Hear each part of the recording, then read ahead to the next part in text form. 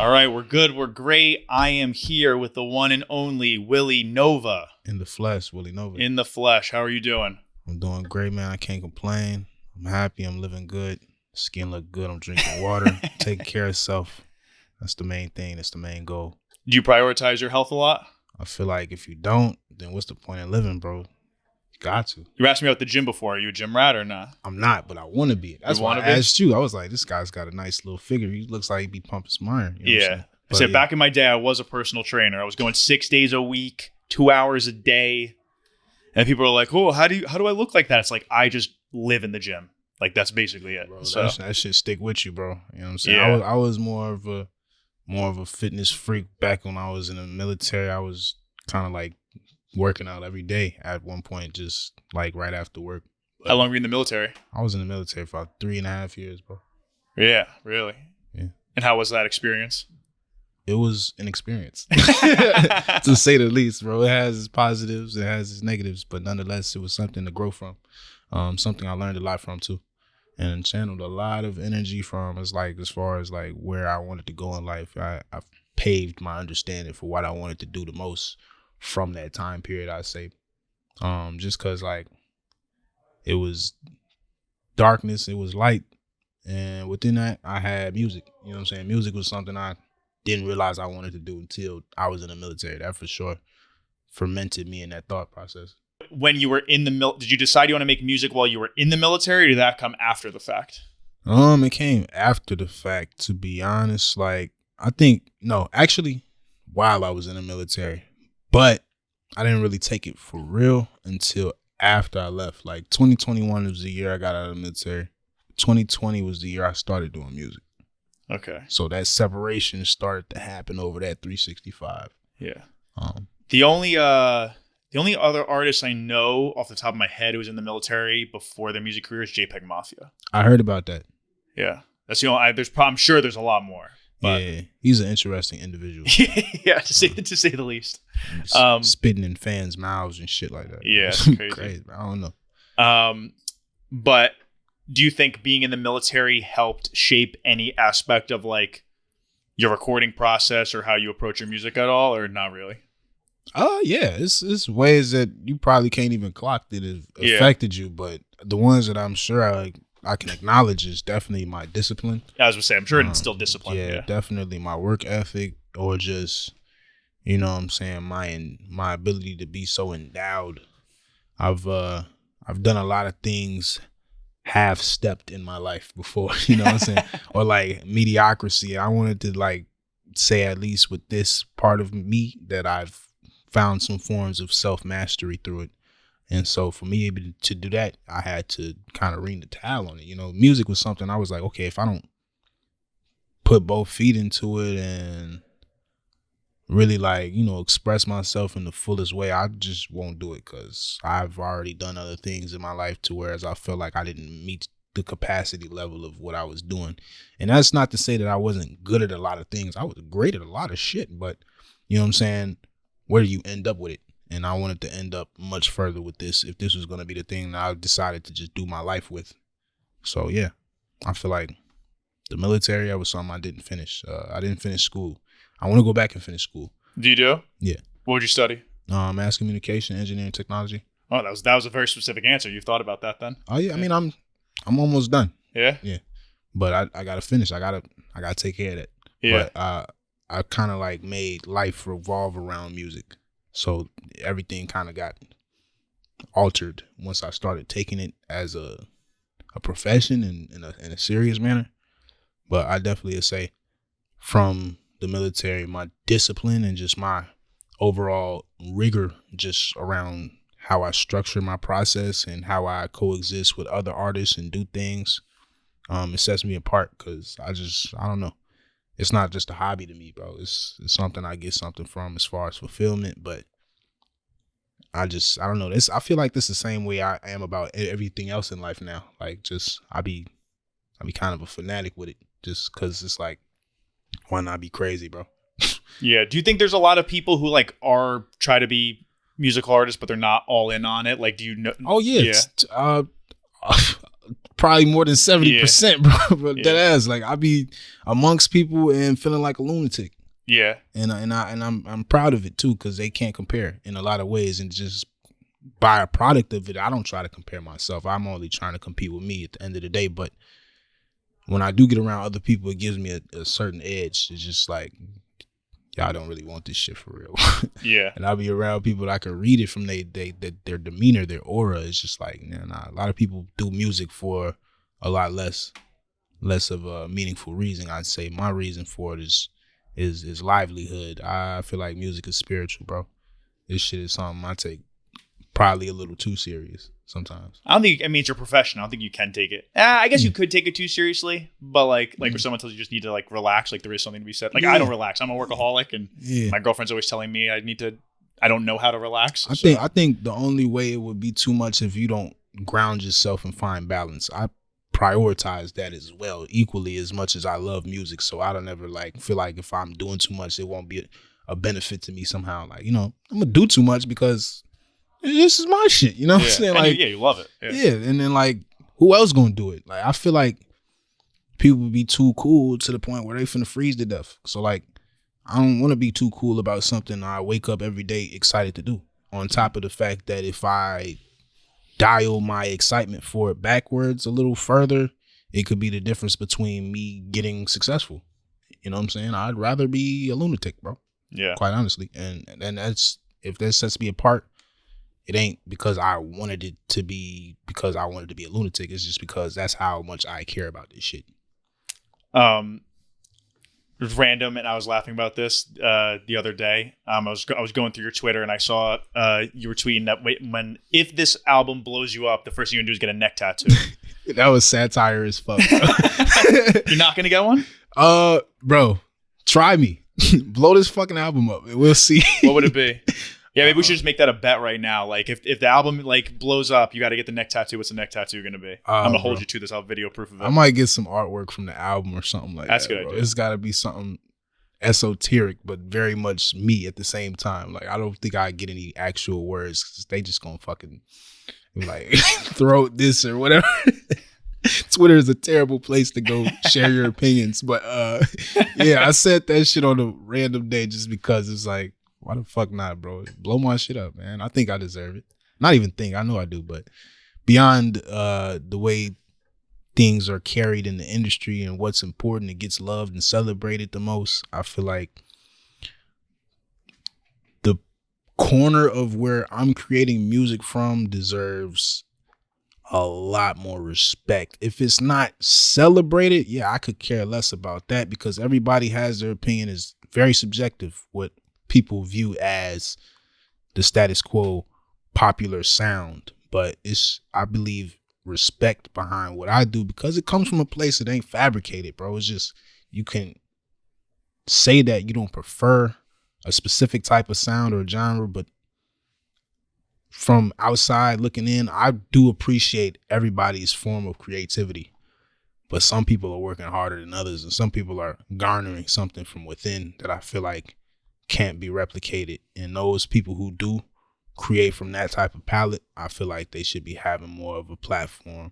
And that's why I'm trying to, not only just for myself, but shed lights on those people. That's why before I even did music, I was a fan, bro. Like, yeah, you know what I'm saying? Yeah. I want to see those people who deserve that type of celebration get it.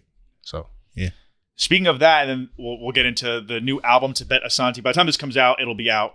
Break the Fourth Wall. It's not out as of recording, but it'll be out, and it'll be a big hit. Blew up his career, and he has a neck tattoo probably by the time this drops. Oh, crazy. Just get my shit old. Just get everything. Fuck it. But talking about other people, like the collaborators, we were talking. I had to stop you from talking. You're talking about Wiseboy Jeremy, so I want to ask about him. And on the one song, Helly Moonstone, Moonstand, is that her name? Moonstone. She was awesome. Yeah. I loved her. I forget the name of that song off the top of my head, but Sentient.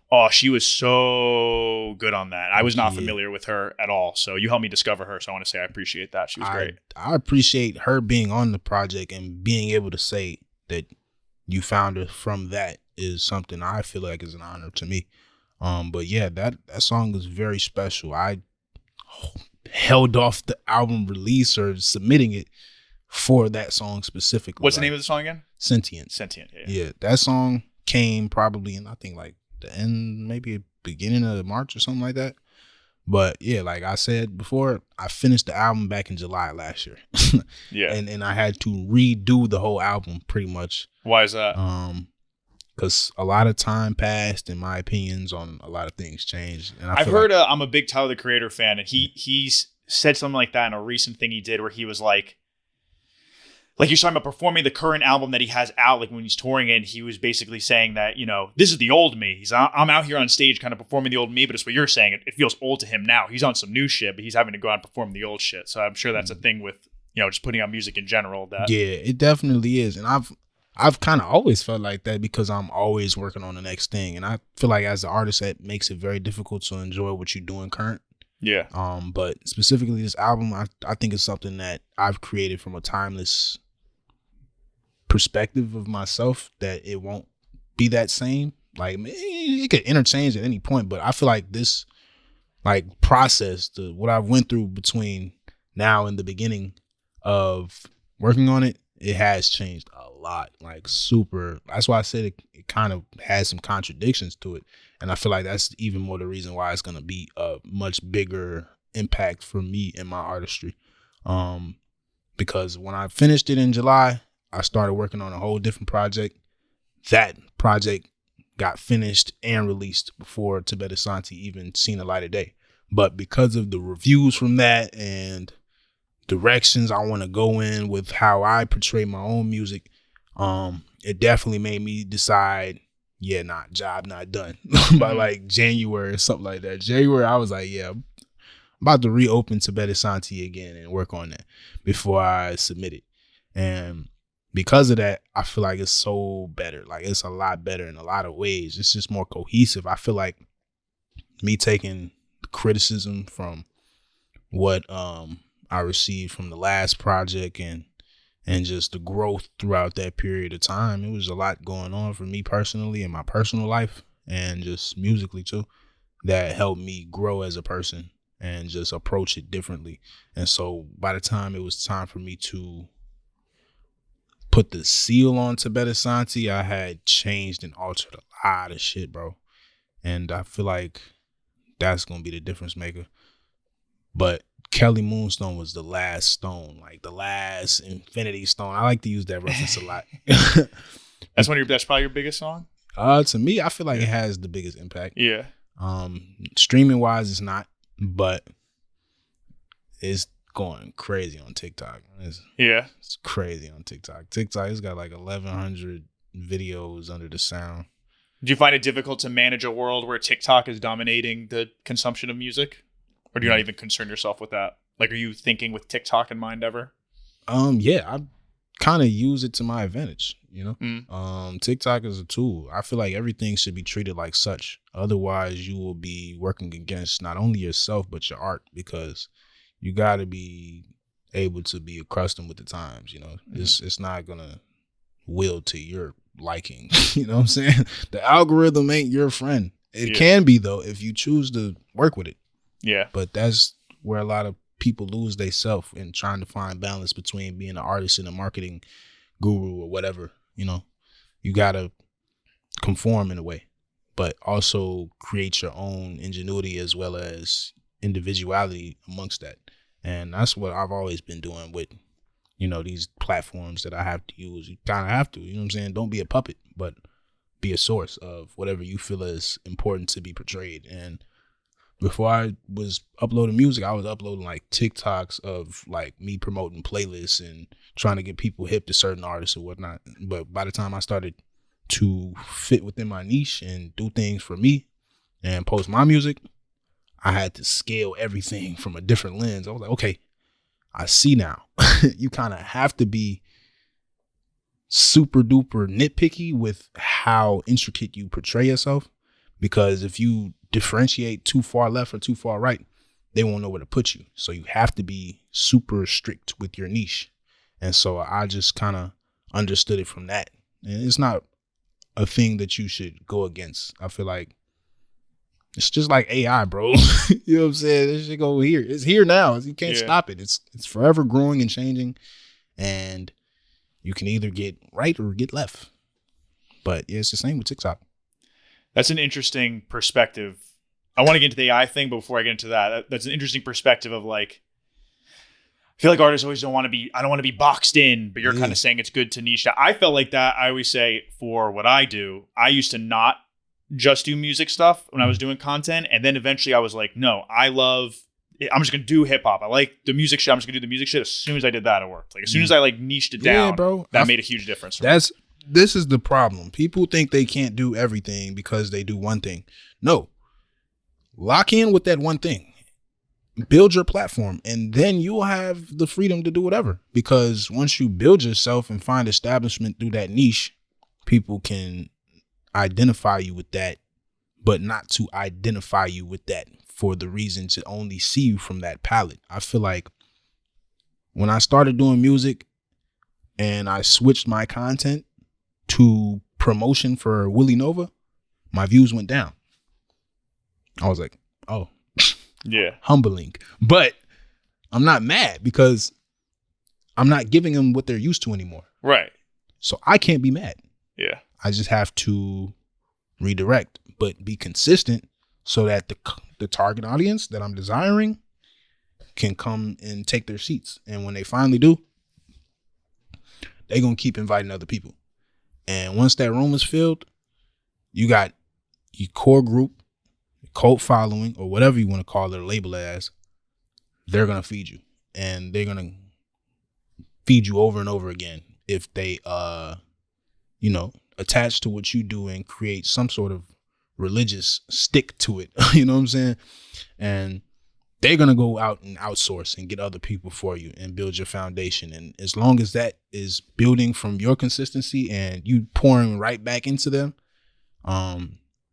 they're going to accept other things from you. You know what I'm saying? You want to go left a little bit. You want to start creating some wiggle room. Mm-hmm. You might post some fitness content, might post some hair content, some cosmetology, whatever.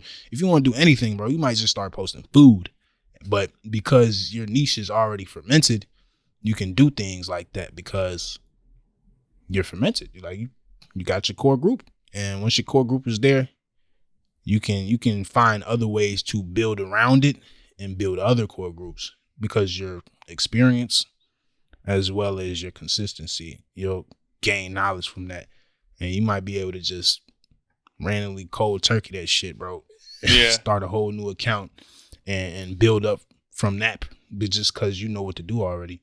You know how to garner the attention, how to get people to stay on the video for more than 7 seconds. That's the word I spend all day, like keeps me up at night. Like I gotta get past 3 seconds. Yes, so bro. Read your analytics. Ruins my life. Do the knowledge. Yes, bro. That time, that distance between 1 and 7 seconds and people not scrolling is the difference between you getting paid, bro. I swear to God, you just focus on crazy. That shit. Yeah, that is so true. Damn. Yep. But that I like that though, because I agree with that. I mean, it's not totally the same, but in my experience, bro, niching down even the platforms I focused on a little bit, like the type of content I was doing. Like I went like, I'm only gonna do short form. I'm only gonna do hip hop and do short form and do this. Like it makes it easier to be consistent too. If you know what your niche is, you know what I mean? Like to consistently put things out. I think that's cool. And then also I want to get into the AI thing. What, like just general, what are your thoughts on AI and all like the Timbaland and the Alchemist and all that stuff has been going. Let's crazy talk about these random ass arguments that have been current, but you know what I'm saying? Something that we've expected. I feel like the AI art, it's inevitable, bro. This shit is coming and it's not going to stop. So even with something that Alchemist said, he was like, bro, you talking about AI through your iPhone on Twitter and arguing about it. You're already succumbing to the bullshit that's around you. So as far as you trying to cancel or penalize a motherfucker for using it, it's just as much ignorant as the next, because it's like you're a consumer. You can't not do it. You can't avoid it. And in the same breath, I don't like AI. It's just is how you wield it, bro. I feel like it's contradicting to even say like I am for it and against it, but it's like just like the police, bro. Lay the fuck down. Like, lay down, bro. Ain't nothing you could do. Once they on you, bro. It ain't nothing you could do. But with the choice of how you do interact with it, it says a lot about you, though, how you do choose. Now, I personally don't side with the whole Timberland shit, because it's like, that was kind of like, okay, what are you doing it for? Yeah. You know what I'm saying? I feel like it's a lot of money motivation behind that. Yeah, that's definitely what it is. Yeah, and it's cutting out a lot of the authenticity that I kind of like favor out of just, you know, the whole art field and what they doing. And these people in higher ups, they have their choice to do what they want to do. So I would probably not pay my attention, because that's what this digital currency is now, just your attention. Yep. To that so much, so that they eventually just gonna gain from it, bro. Whether it's negative or positive, bro. People chiming in and throwing their 2 cents, that shit going into his bucket. You know what I'm saying? And whether or not he signed an AI artist or not, I feel like that shit, it's weird, bro. Really weird. Weird. Yeah. Why would you even want to? I can't even ask. I can't even ask why. I can't wrap my head around I feel like I'm hooked. It got me as soon as I ask why. Yeah. You got me. Damn. It's just money. But I like the overall, like, everything you're saying, where it's kind of very Taoist in a way, or like work with, you know, go with the water. Yeah, I'm a stoic individual, bro. Yeah. Straight up and down. Like, it ain't too much that could really get under my skin. It ain't too much that could bother me. But as far as like being knowledgeable about how things are, I'm pretty profound. And I know that AI is something it's been here longer than we've been able to speak upon it. Yeah, it's just good enough that we're noticing it now. Right. Oh, like, hey, what's going on? No, it's been here, bro. You're late. You literally just open your eyes. Get the crust out first. Right. But, you know, it's AI, bro. Yeah. Next thing you know, you're going to wake up and AI is already up before you, and they cooking eggs in your kitchen. That would be nice. I would take that. Yeah. See? Cook my food. then when that happens, all the motherfuckers was arguing about alchemists and shit, they gonna be like, damn, eggs are sure good, though. It was kind of good. I ain't gonna lie. I like my shit scrambled. That ass. All right. Back to TIBET ASANTE. Right. Talk about Wiseboy Jeremy on Black Michelin, how that came together, and just how you guys linked up, or, you know, how you met him. Yeah, I met him years ago. I mean, of course, through the internet. Internet is the new place of just... It's a town square. Yeah.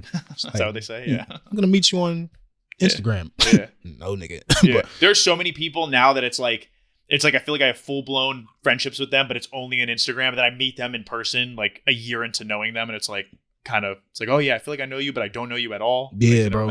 I feel like the internet, just everything around what is just continuity, it's blurring the lines, bro. Relationships, internet ones, physical ones. You don't know what's going on anymore. Some of these relationships are very fabricated, fabricated, but the ones that are true and genuine, you should just hold close. And I think that's the important takeaway from that. But Wiseboy, yeah, me and him, we conversed through different platforms for a little period of time before finally meeting in person. I can't remember exactly what year, but maybe it was like 23. I think 23 we linked up. But yeah, we was sending files back and forth and doing shows together, and yeah, that's my brother for real. But the Black Michelin track, how that came about, he did a show in Chicago. I performed with him, and We're at in Chicago. Like, what was the show? Ah, my God. Beats me, brother. You're a Chicago guy. You should know. But I'm also not in Chicago ever. How long have you been not in Chicago? I left at the age of 18. I haven't been back for a long time. Yeah, that's a while. Like, I haven't been back and stayed there for a good period of time since before leaving for the military, bro. Yeah. Like, if I come now, it's just visiting, probably days to a week. Do you have family there still or no? Yeah. Plenty. My whole family in Chicago, bro. Born and raised, that's where I'm from. Yeah. So, like, home is Chicago. That is what I equated to and always forever will. But I don't really be there, you know? And as far as me doing music things out there, the fact that I even did that was just because I was invited out. Mm-hmm. I've never done any shows in Chicago on my own volition or just period or anything music related for real. I think I went to like an open mic, but I didn't perform there. Yeah. I was going on behalf of a friend. But yeah, he came and he invited me to do a set, like part partially. I think it was just one song that we had, Cost of Life. It was on Pumpkin Seeds. We performed that together. But after he did that, I think he performed Black Michelin. And when he did Black Michelin, the energy in the room shifted, I swear. Like, it was like just a blue light on him, I believe. I recorded this shit and everything. And he just went in, and it was just like very, very, very captivating. And I always just complimented the song. It was not something I really ever asked him to get on, because it was just, I let people have their moments. Not only their moments, but they are, like, you know what I'm saying? If you invite me on it, I'm going to show you my appreciation that way. But yeah, it was like a year later, I think we was shooting a video for one of his songs, and he had played it, and he just told me randomly that he had an open on it. And I was like, bro, send that through. I'm finna bless it on God. And yeah, we had already had a song on my album, but we switched it out with that one because I felt like it just fit the project more. It etched in the fabric a lot more cohesively. And it just became something I feel like was more important to get out sooner. Because I know he wasn't going to drop it no time soon, bro. I knew it. Something in my spirit told me that. And I just, you know what I'm saying, we already had a song that like just aged for years and didn't come out until he dropped his project. And I didn't want to do that with this one. Like, I want that moment. I need it. Well, I'm glad, because that's my favorite song. So I'm glad that one's out. Oh, well, see? Yeah. Shit like that wouldn't happen. Yeah. If I didn't push the needle on that. Yeah. And I love Wiseboy too. I was just saying, shouts out to Jersey. He's like one of my favorites out of Jersey. Shout out Jersey, man, for real. Shout out Jersey, showed a lot of love, and I'm going to forever pay that back. Yeah. Where did the album title like come from? All right, TIBET ASANTE, the album title. Let's get into it. Tibet.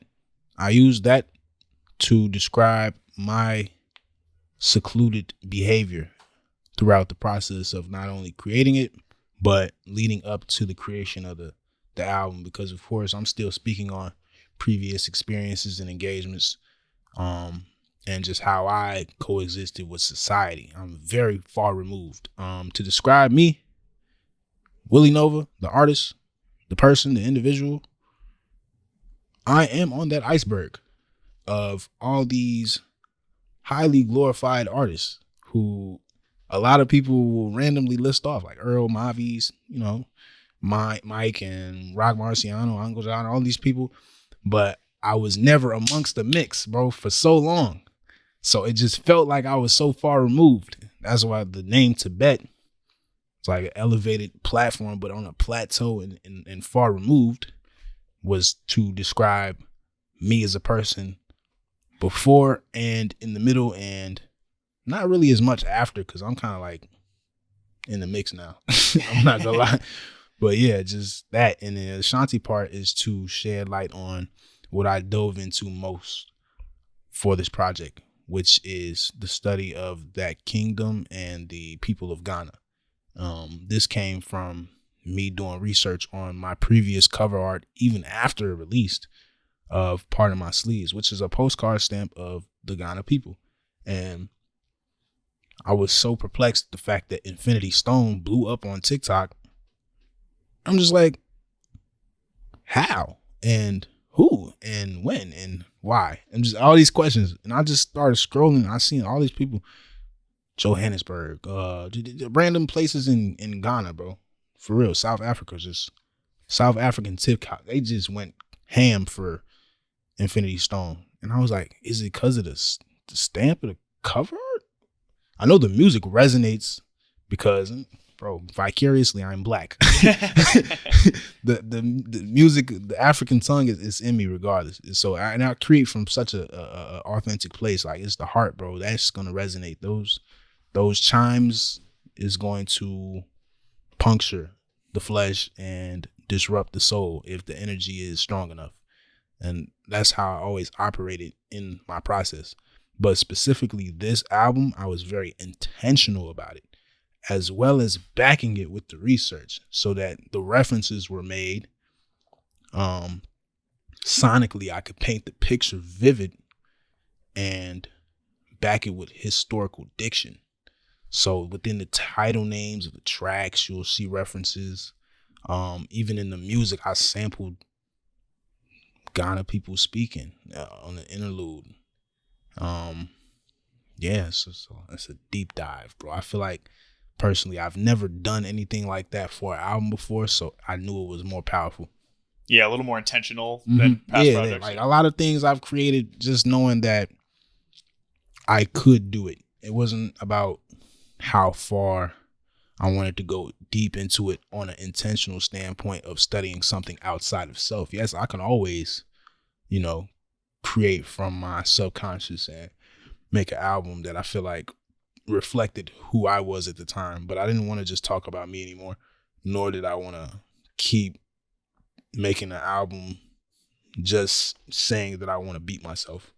Every time I do it, I want to do better than the last project. You know what I'm saying? But I wanted to take a step back from that just because it's like, if I don't do things differently, I won't create excitement from it, nor will I be able to scale it to a way I feel like will be profitable for me. You know what I'm saying? I don't want to keep doing the same thing over and over, nor do I want to approach the creation of an album the same ever. Whether or not my fans want something specific from me or not. It's just, I know that for me to elevate, I have to outsource for other things. And that could be another way of going about the process. It could be studying a culture. It could be gaining a different knowledge of self. But whatever that is, I feel like it's got to be incorporated in the mix for me to be not only impressed with it myself, but to impress others.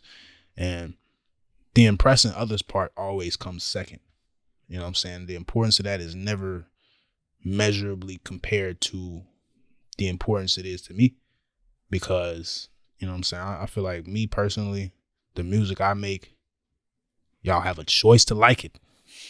You know what I'm saying? Y'all get the choice to like it. You don't have to. You don't you have to. will, but you don't have to. Right. I promise you, I'm not selling myself ever. But I'm always put it out there for people to consume it. And that's it. That's it. Like, bro, I'm going to give people the option to. You know what I'm saying? But I'm never like, yo, please like my music. I would be greatly appreciative if you took a liking to me as a person. You don't think that's holding you back though? Never, you need a little bro. self-promo? Nah, bro. I mean, I feel like as soon as I do that, shit gonna get washed, bro. Like the pandering, it's all read between your demeanor, your delivery, and how you package the dope. Yeah. You know what I'm saying? I feel like a lot of artists, I can't listen to their music because they care too much about other people's opinions. And it shows. You start emulating other people or emulating things that you like instead of creating from an internal energy or a, whatever you specifically like. You know what I'm saying? Who are you trying to be? Like, I'd rather you show me yourself in the fullest extent rather than somebody else. You know what I'm saying? If you're going to show me somebody else, I might as well go to the source. I'm giving everybody the source.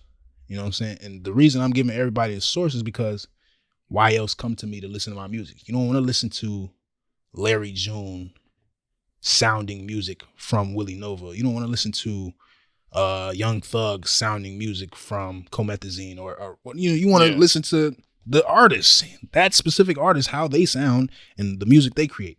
Yeah, I do even feel weird like when not like doing videos that I do, like they're another version of blah blah blah, or they're like this artist. Like I feel like I don't want to compare people like that. Sometimes it helps give people a reference point, but it is a little weird because it's a societal niche. Like as an artist, you shouldn't want to be like I sound just like this person. Yeah, or, but a lot of people nowadays are building careers off that. Yeah, and I can't say they're wrong because it works. It works, yeah. But it also is just not about it working all the time. With me, I don't care about it working. If it makes me feel like I'm selling ass on a freeway, I don't want to do it. There's something to be said for like the music should somewhat be able to speak for itself. It can't in the internet age, and you do have to do like you got to post on social, you got to do press, you got to do all the extra things that comes with being an artist. But there is an aspect of like what you were saying, like I shouldn't have to beg you. Like the music should speak for itself. I'm presenting it to you. That don't mean don't do the work though. Yeah, do the work to make it heard, and that's the basis you should sit on. I did everything I could creatively to make it good. Mm. That's not good enough anymore. Yeah, it's not. As an artist, you need three things. You need to be able to present it, have the skill, and sell it. Every artist doesn't have all three. I feel like a lot of them lack the ability to sell it. You know what I'm saying? A lot of just don't know how to package the dope, you know? I don't know how to present it in a way that is cohesive for them or for the listener. And that could be the difference between you having a Tyler, the Creator, or a artist who's been doing it 15 plus years and just can't get 1,000 monthly listeners. Because Tyler, the Creator, knows how to create the world around it. He knows how to suck you in and gain your interest. Even if you don't like the way he sound. Yeah, catches your attention. Yes. For a long time, I didn't even really like Tyler. You know what I'm saying? But because Tyler knew how to get my attention, I listened to Tyler, the Creator. Mm-hmm. You know what I'm saying? Probably like our future days. You know what I'm saying? I didn't understand it. But because it was such a lore behind it, you know what I'm saying? I couldn't miss out. And that's the same way as every artist I feel like should be. You should create from a world that people don't want to miss out on. Don't be trying to get people to be in the world though. You know? Yeah. I get what you're saying. Like, you don't need to pitch them to be in it. You got to make them feel like they're missing out on it. Yes, bro. That's the difference between selling yourself and being a stock that people can buy into. Mm-hmm. You know what I'm saying? That's, I feel like, my biggest MO. Like, yeah, I'm here now. Right. But I didn't ask to be. You know what I'm saying? I'm in this room, but I wasn't begging on somebody to open the door up for me. I wasn't. Yeah. But as long as I'm here, you're going to feel my appreciation, and you're going to realize that I belong to be here, and that whatever surpasses from this moment was because I was present. I wasn't thinking about the past or the future. I was there, and I was fully there. And that's, I think, the most important thing about the space you take up and what you do with your time and your abilities when it comes to not only your craft, but the relationships you build and from it.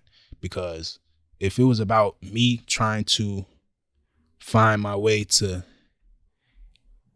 get you to like my music, you know what I'm saying? It would be received different. Yeah. You know what I'm saying? Like, bro, I've been smacking your email for 3 months trying to get you to bump this one song, Black Michelin. You finally listening to it. It's going to sound a lot different to you than if you had just found it on your own. That's actually, honestly, very true. Yes. I actually agree with that. Even for what I do, some people will like trying to bang my door down and listen to their music. And sometimes I do listen to it with a different ear. I actually do agree with that. Oh yeah, bro. It's subconsciously, not intentionally, but subconsciously I do. It's not going to sound the same. Yeah. That's actually, I've never thought about that, but you are right. I do subconsciously listen to that different. Not that I don't want people to pitch me their music, but I do. Yeah, but I do.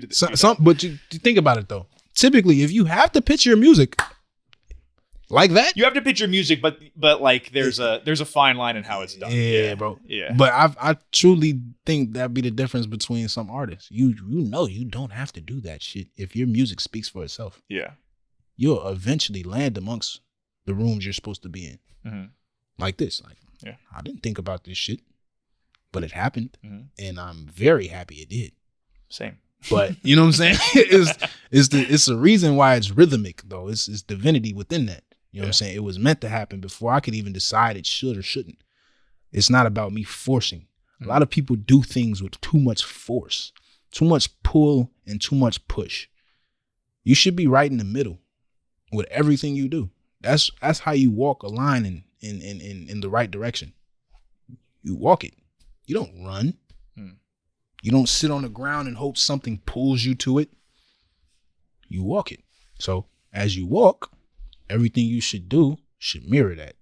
Even in your artistry, even in your promotion, even in your networking capabilities. You know what I'm saying? Just show love and find a way to receive it from the right place. Because some people are too insecure about their own shit too.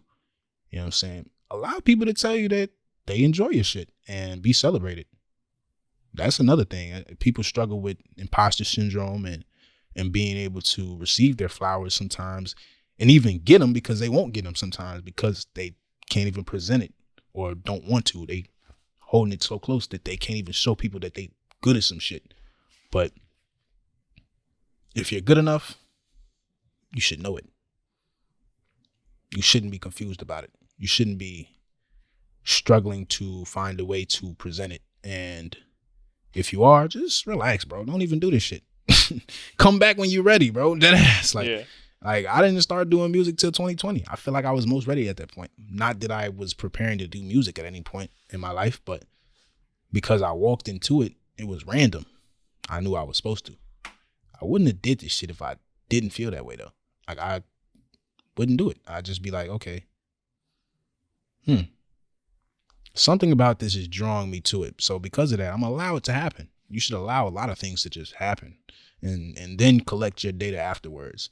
So that way, everything should pave out the way it should in the most godly manner, I believe. And as long as you allow life to happen and you pick and sort from that, it should be a very easy going walk. Yeah, and I like what you said. Like the confidence is like palatable. Like people can feel that. People get that energy from you, and people will be drawn to that. But you got to be confident in yourself and what you're doing. Do first. the work. Yeah. Do the work and allow whatever else to come after that. As long as you've done the work, and if you put the energy behind it that it needs for it to flourish, both hands up, bro. Yeah. Both of them. I ain't got shit else to do or say. I don't have to lose sleep over trying to get a specific celebrity or rapper or singer to co-sign me or nothing. I don't need anybody else's platform other than my own. As long as I'm putting water in the soil daily, you know what I'm saying, and making sure that my flowers get the conversation they need to know that they loved. You know what I'm saying? I'm talking to my plants, you know, they getting that, you know what I'm saying? Yeah. That relationship is needed, bro. Without it, don't expect your shit to get any love, bro, from anybody else if you don't love it first. Yeah, that's true. All right, before we get out of here, I have to ask my most important question of the day. Let's do it. Explain sleaze to me. Sleaze. Sleaze is the feng shui. Sleaze is the language. Sleaze is the culture. Sleaze is my way of expressing my own rhetoric. Sleaze is also my flow when I approach the mic and choose to rap how I rap. Sleaze is my style. Sleaze is my way of putting on my garments. Sleaze is my camaraderie. You are my sleaze. I am his sleaze. When I greet him, I can be like, yo, my sleaze. Sleaze is not only just slang and terminology, but it's a way of exchanging love. I feel like, you know what I'm saying, you put this hand up, you make an S. You could also put yours up. Like that, and we could meet in the middle. That's fire. So that's the sleaze. Word up. All right. I like that. I don't think I even need to add anything or ask any follow-ups. That was good. That's how we live it. All right. Well, Willynova's album is out now, TIBET ASANTE. It is very, very good. I'm really enjoying it. I'm a big fan of Willyynova. You should be too. Go listen to his music. I'll do the selling for him. Since he's not going to do it, I'll do it for him. Go check it out. It's fire. Where can people follow you? They want to follow you. Every platform, it should be Willyynova. WILLYYNOVA. Always with 2 Y's. Always with 2 Y's. Don't forget that. All right. Don't forget that. Appreciate you. Thank you for coming through. Thank you, man. That's great.